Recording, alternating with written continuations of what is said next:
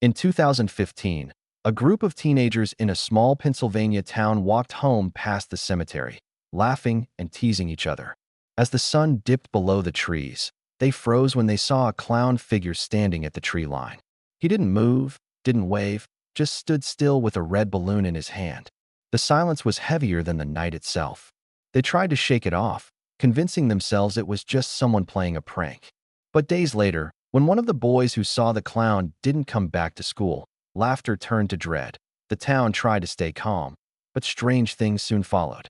Late at night, families began hearing odd sounds outside their windows, scraping, shuffling, and faint laughter that made skin crawl. Parents rushed to check, but the yards were empty.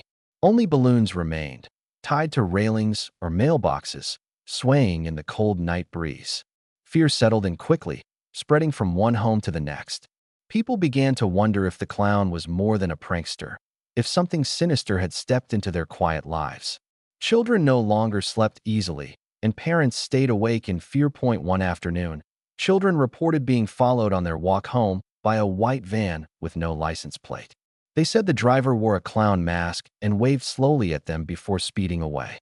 The kids ran home in terror, screaming to their parents. Calls flooded the police department, but patrols found nothing. The van seemed to appear and vanish like a phantom. Rumors grew, some saying the clown was hunting children, others swearing it was all staged. But each report added to the fear that the small town was no longer safe after dark. When the annual autumn carnival arrived, families tried to relax and enjoy the rides, hoping the festive lights would push away the fear. But midway through the night, panic erupted. A child vanished near the funhouse, last seen holding a balloon handed to him by a man dressed as a clown. Witnesses described him with chilling detail, but no one saw where he went. The carnival shut down immediately, rides abandoned, laughter replaced with screams. The missing child was never found. The town realized the clown wasn't a rumor or prank anymore.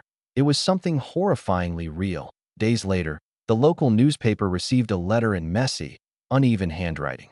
It mocked the police and the town's fear, signed only with a crude clown-faced doodle. The most disturbing detail was a description of the missing child's last words, details never shared with the public. More letters arrived, each more taunting, each written as if the clown was watching the town's every move. Parents kept their children inside, locking doors and windows, but the letters kept coming. The clown wasn't just out there. He wanted them to know he was close, closer than anyone dared believe. Police searched tirelessly until a tip led them to an abandoned farmhouse on the edge of the woods. Inside, the air was thick with rot and silence. In the basement, they found racks of clown costumes and painted masks, dozens of balloons hanging from the ceiling, and childlike drawings taped to the walls. It was a shrine of terror, but no clown was found, no children, no evidence tying the place to anyone. The discovery only deepened the horror, leaving the police with more questions. Whoever he was, he had been there, and he knew how to vanish without a trace. One night, a truck driver swore he encountered the clown himself. At 3 a.m., on a desolate road, the figure stood motionless in the middle of the lane. The driver slammed his brakes, heart racing. As he tried to reverse, the clown suddenly pressed his painted hand against the hood, leaving a greasy smear of color. The man described its face as twisted, almost alive, not a mask, but something inhuman. Then, in a blink, the clown slipped into the woods and disappeared. The driver never forgot the eyes staring at him, eyes that didn't belong to anything human.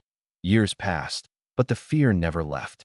No clown was caught, no bodies were ever recovered, and the town was left with scars that would never heal. Parents warned their children never to stray near the woods, and every red balloon tied to a fence post sparked whispers. Some believed it was a deranged man who escaped justice. Others swore it was something darker, something not of this world. To this day, no one knows the truth. But the people of that small Pennsylvania town share the same warning. If you ever see the clown, don't look away.